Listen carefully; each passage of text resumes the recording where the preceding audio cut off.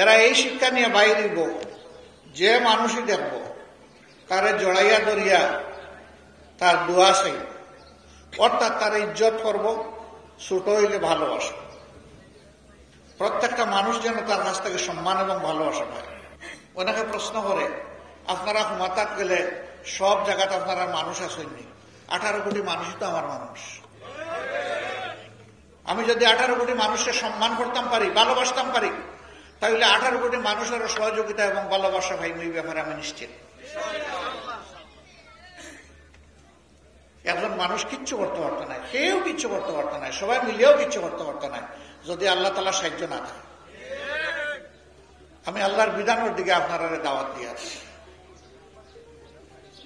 আমার প্রতি ভালোবাসা এলাকার মানুষ হিসাবে না, ওই আল্লাহর গুলাম হিসাবে। তাইলে এই ভালোবাসা আলহামদুলিল্লাহ দুনিয়া তো আমরা উপকার দেবো, আখিরাত তো আমরা ফল পাইব ইনশাআল্লাহ। এই বাংলাদেশে আর আবর্জনার বাংলাদেশ আর রাখতে দিব না ইনশাআল্লাহ।